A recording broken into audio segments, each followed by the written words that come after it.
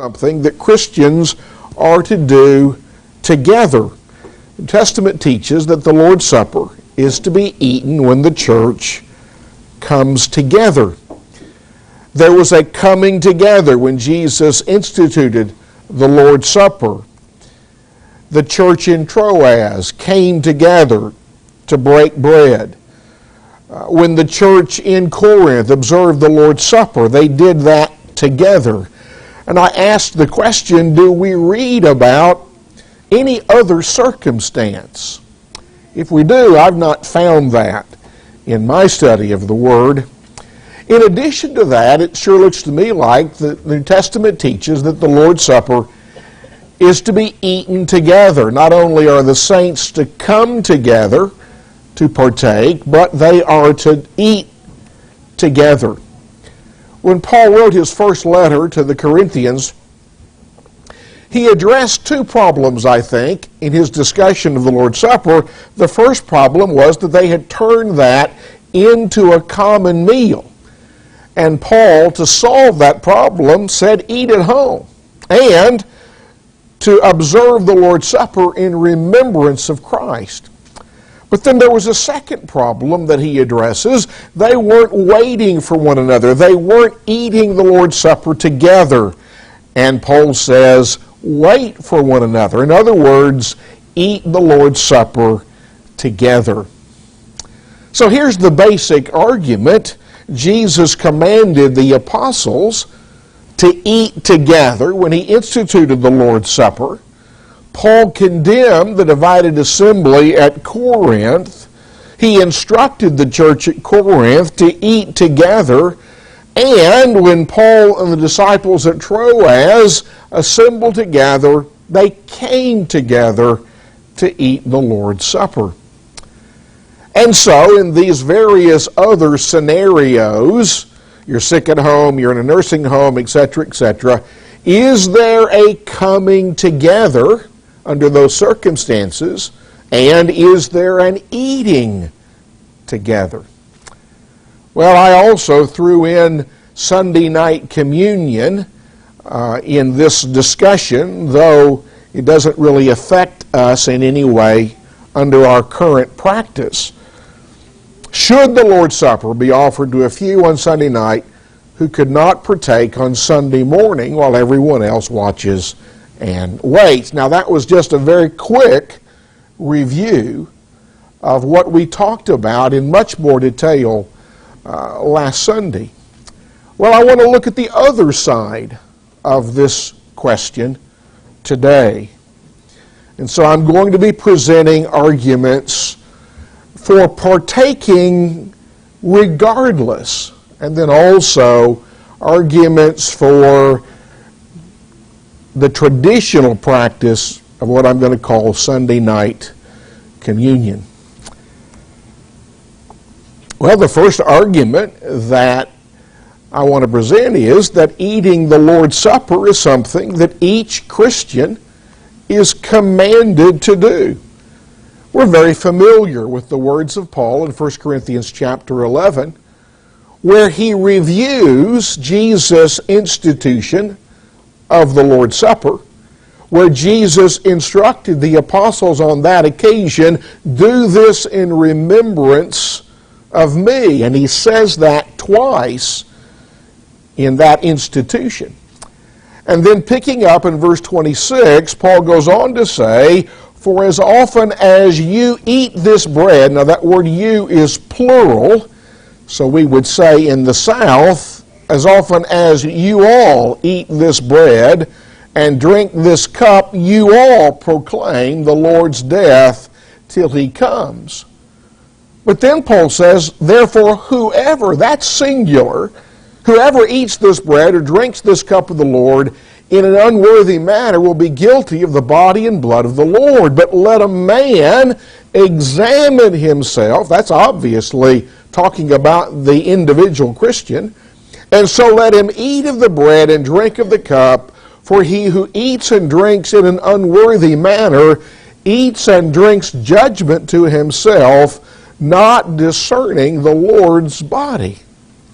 So the argument is made from this passage that Jesus commands each and every Christian to partake of the Lord's Supper.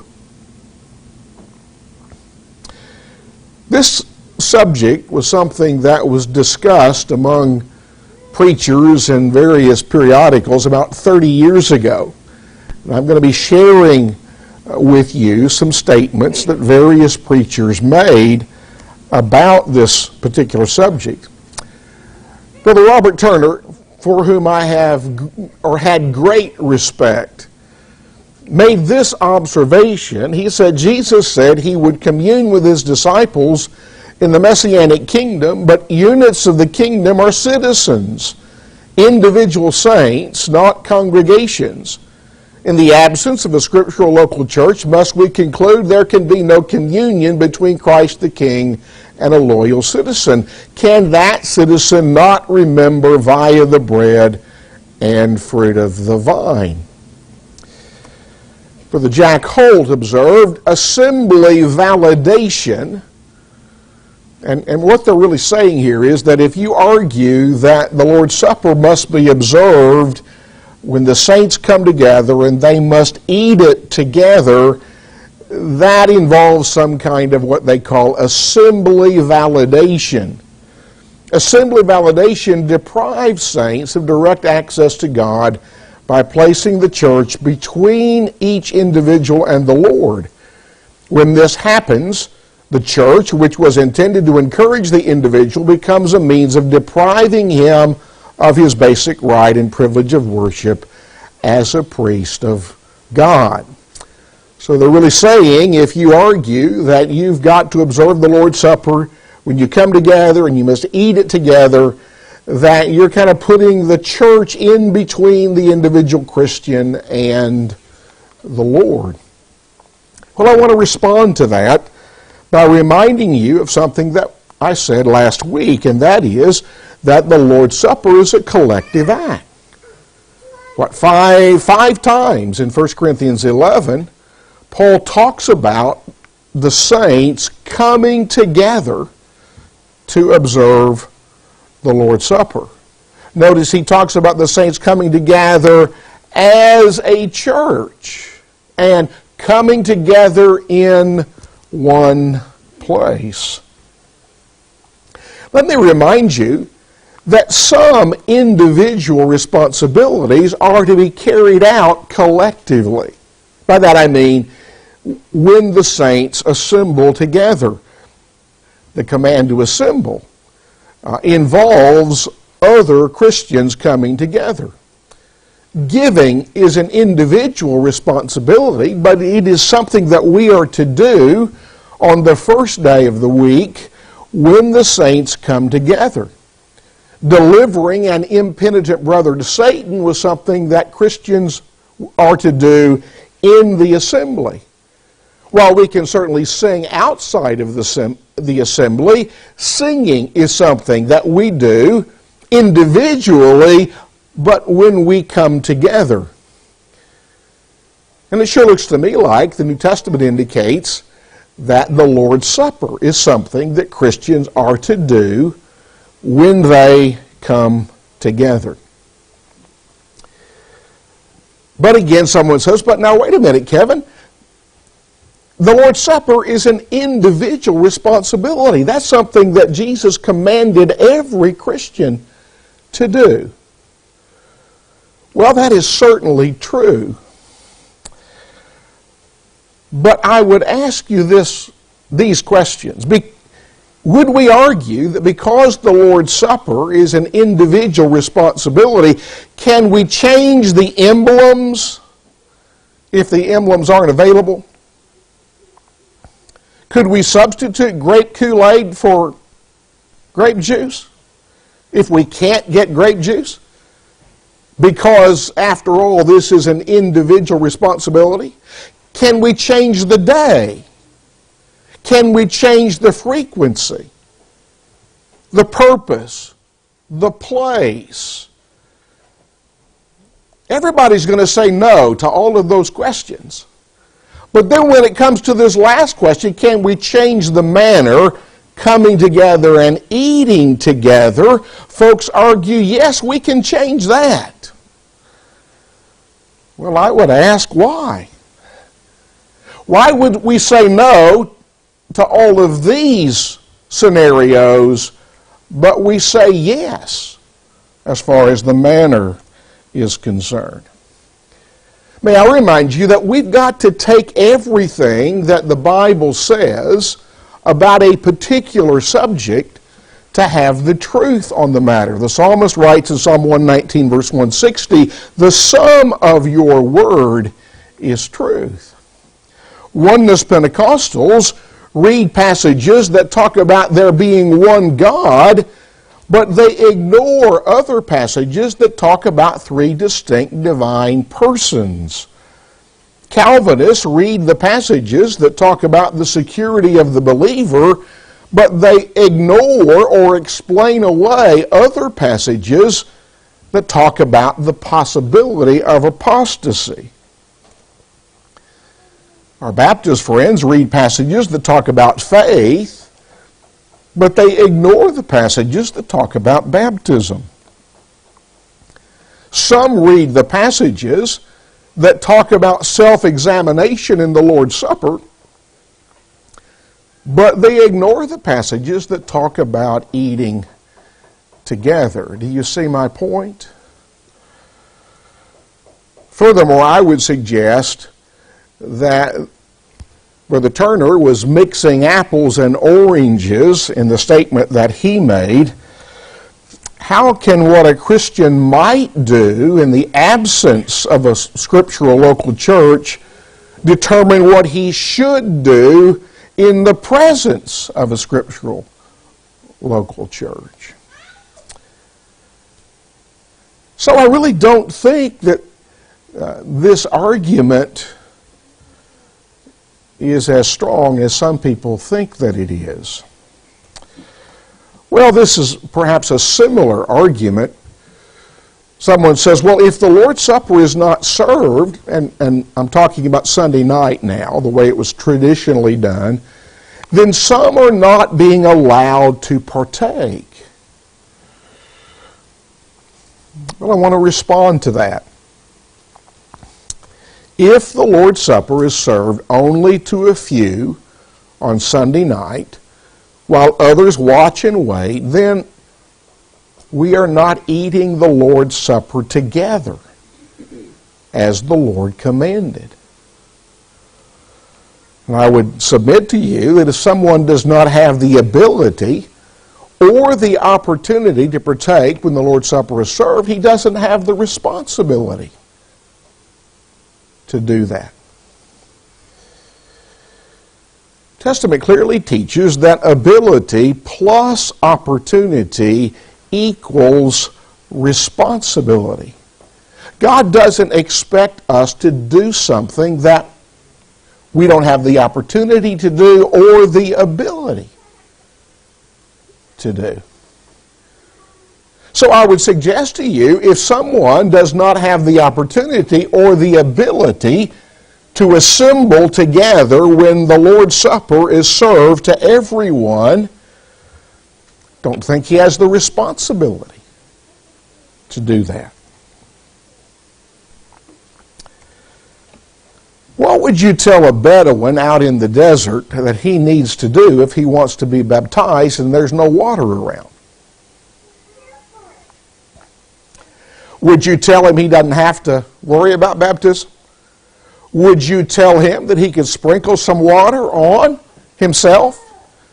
Or have somebody else do that? Or would you tell him you need to go where there's some water?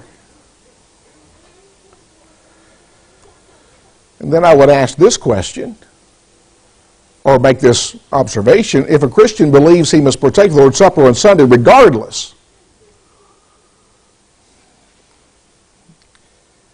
he could partake privately.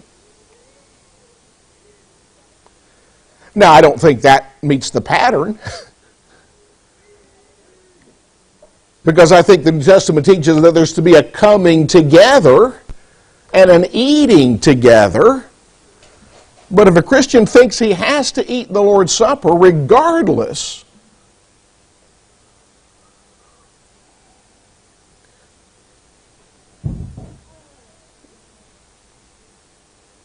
If you're not going to worry about eating together, why worry about coming together to eat? If coming together to partake is essential, why not eating together?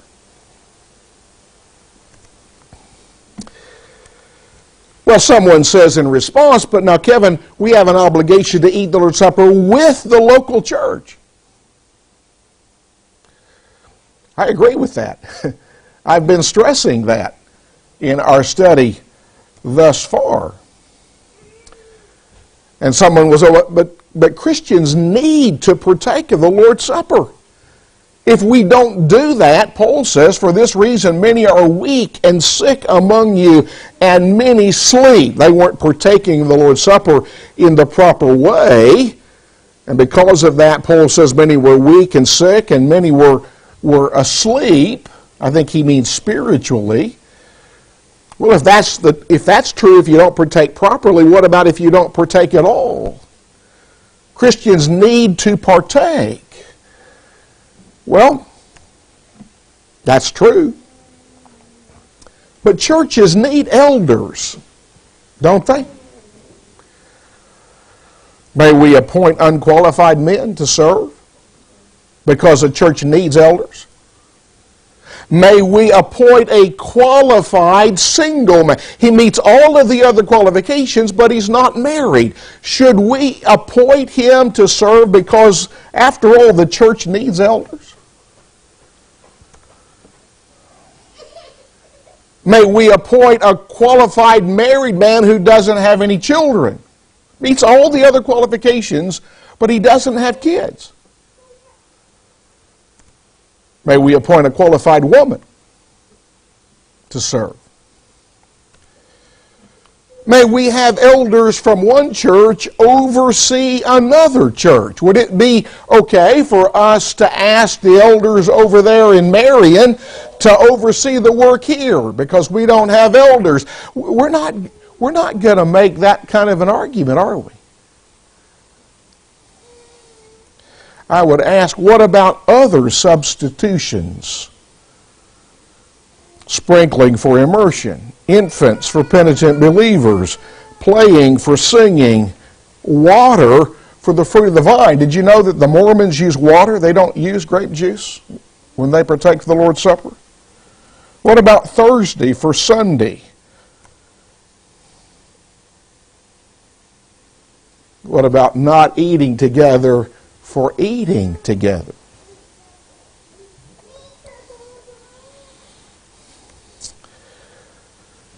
Well, then somebody asks, well, Kevin, must we eat simultaneously?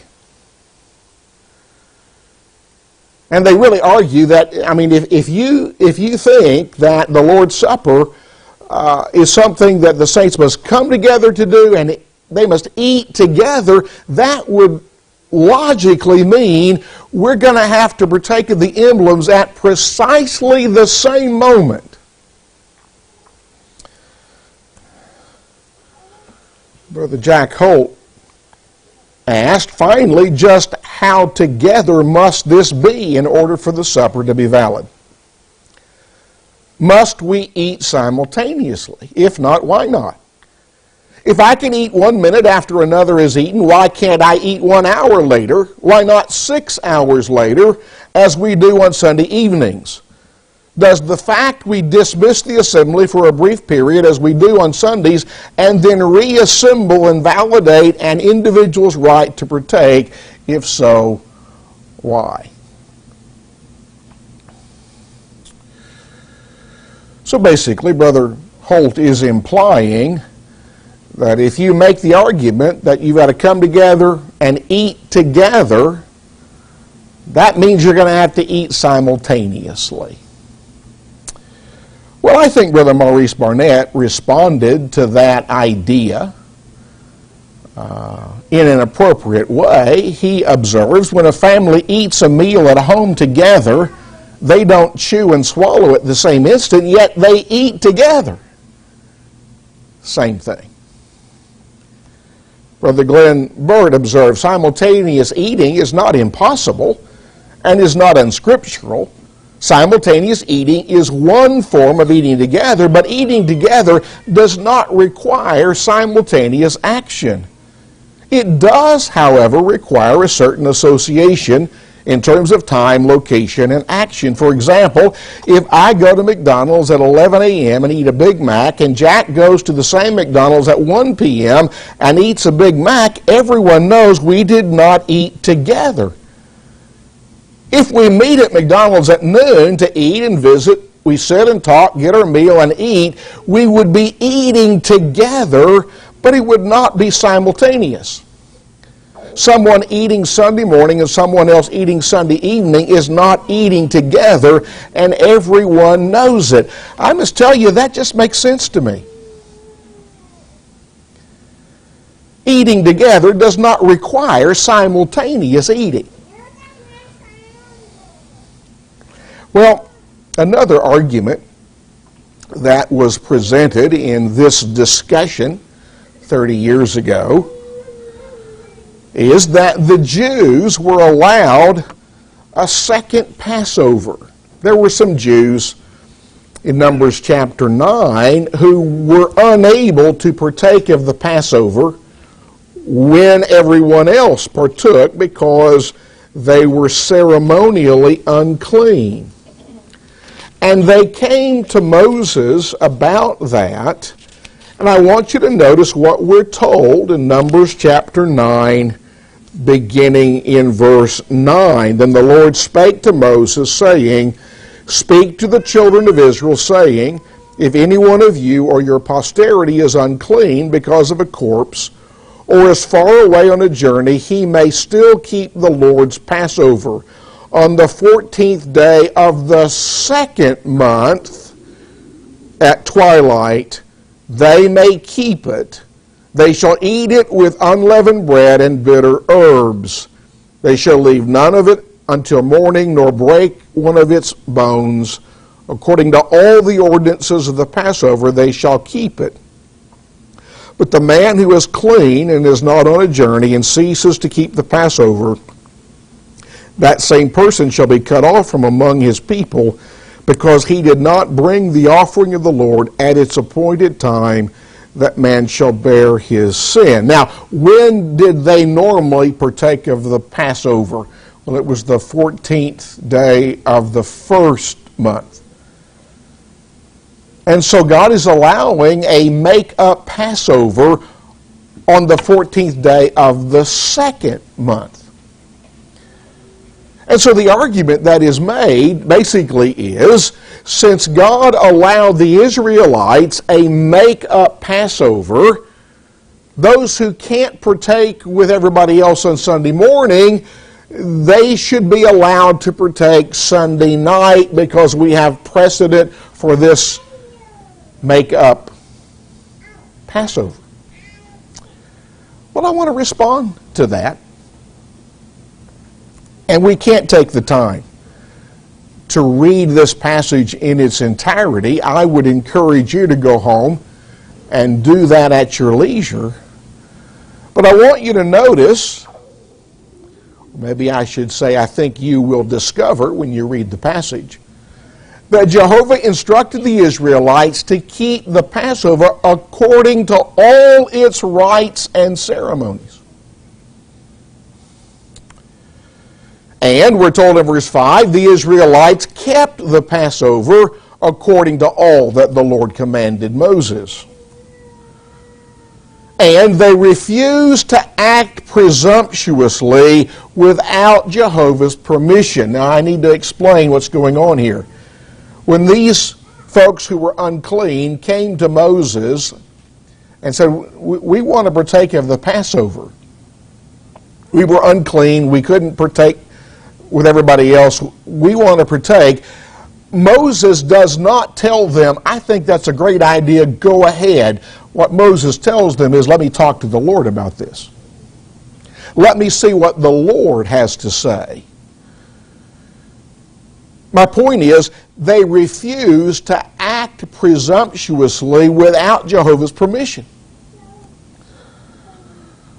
Well, Jehovah gave the Israelites specific instructions concerning the second Passover, and that second Passover was to be observed according to all the ordinances of the Passover. Now, let's think about that principle, doing everything according to the ordinances when it comes to our observance of the Lord's Supper. Well, that would mean the emblems are to be unleavened bread and fruit of the vine, right? And the day would be the first day of the week. And the purpose would be to remember Christ. And the place would be the worship assembly.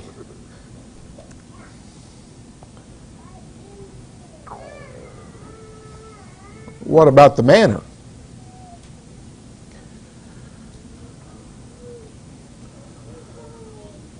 Is it the manner eating together? Are we doing that on Sunday night? We're really not, are we? So are we observing the Lord's Supper according to all the ordinances? If we did not observe the Lord's Supper according to the ordinances, we might use bread and water like the Mormons. I understand. I know that they use water. I think they just use sandwich bread. Based upon a picture I saw on the internet some time ago. Denominational folks believe you can partake of the Lord's Supper any day of the week. Kathy and I attended a wedding of a friend of hers, and in that wedding service they offered the emblems, and it was a Saturday. The Corinthians had turned the Lord's Supper into a common meal. That's not doing it according to the ordinances. In the 2nd century, we read that the emblems were taken to Christians' homes when they couldn't assemble with the saints. That's a practice that has occurred among churches of Christ not that long ago. But then what about the manner? If the New Testament indicates that the Lord's Supper is something that Christians are to eat together, are we doing that the way Sunday night communion is traditionally done? I would also ask, if we want to go back to the Old Testament and argue from that second make-up Passover, should we go back to the Old Testament to allow polygamy, concubinage, levirate marriage? Should we go back there to require stoning a rebellious son or marrying a humbled virgin? Should we go back there to forbid eating pork, wearing clothing of mixed material, sowing with 2 kinds of seeds?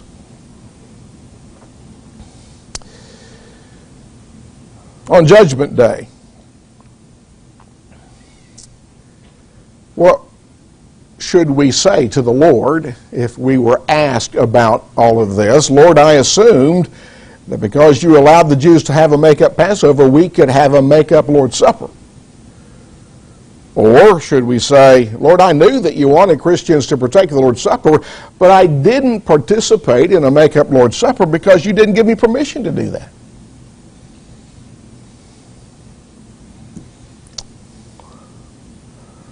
Some questions. If the make-up Passover is a precedent for a make-up Lord's Supper, when should it be observed? You see, they changed the month in Israel. Can we change the day? Did the make-uppers involve others? If some can partake while others observe, why couldn't they partake while no one observes?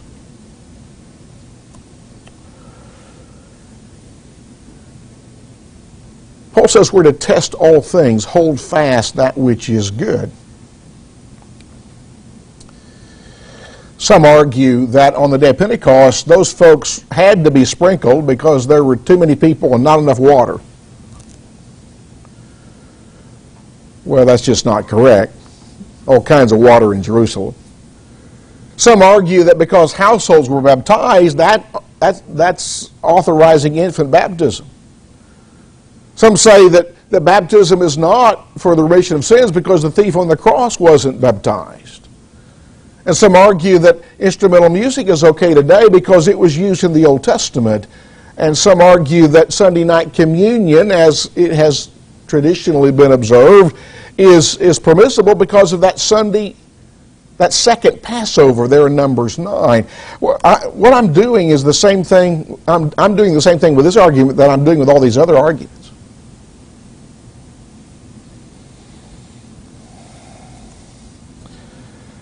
Well, some have argued that all Christians are not required to partake in the same assembly. That's based upon Paul's statement in 1 Corinthians 10:16, the bread which we break. Paul was in Ephesus,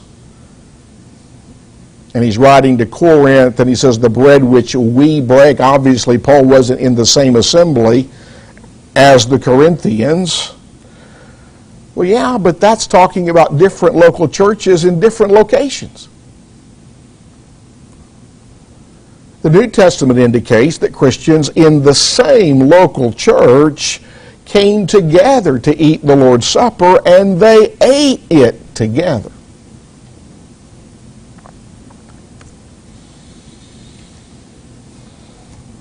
Some have suggested that on Sunday night, those who do not partake of the emblems are partaking in other ways. They're sitting there remembering the Lord.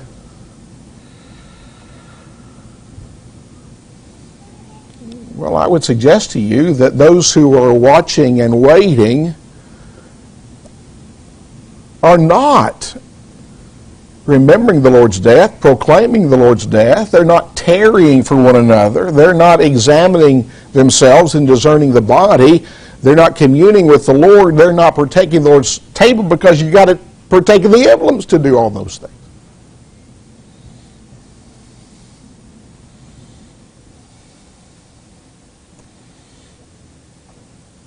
Brother Barnett suggests let's apply his principle to singing. Why can't he have a quartet of members on Sunday night who missed the assembly and singing that morning? And then I would ask, if we're going to argue that those who are not partaking of the emblems on Sunday night, they're partaking in a different way, well, do we have two observances of the Lord's Supper then? A partaking observance and a non-partaking observance?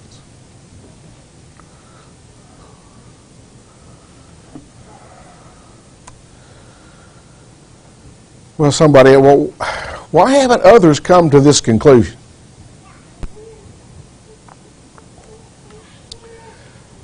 Well, I could ask that same question about a whole host of other things.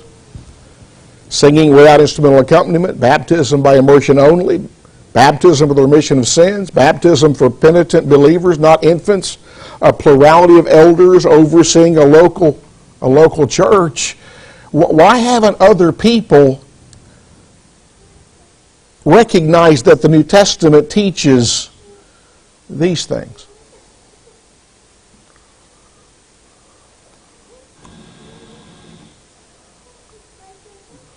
Why aren't churches of Christ everywhere practicing this? Well, folks, God's will is revealed in the New Testament, not in the practice of the majority of local congregations. And there are many churches that claim to be churches of Christ that are not doing things that you can read about in the New Testament pattern. I'm thinking especially of churches that we would describe as institutional churches or liberal churches. We just can't determine the truth by counting noses. We just don't do it that way. Well, let me close with an observation that one of the Wright brothers made many years ago. He says, but if we all worked on the assumption that what is accepted as true is really true, there would be little hope of advance. Now, you all need to think about what I've said. And I've had to say things rather hurriedly because of time constraints. It looks to me like the New Testament teaches that the Lord's Supper should be observed when the church comes together and when the church eats together. You'll have to study your Bible and come to your own conclusion. Thank you.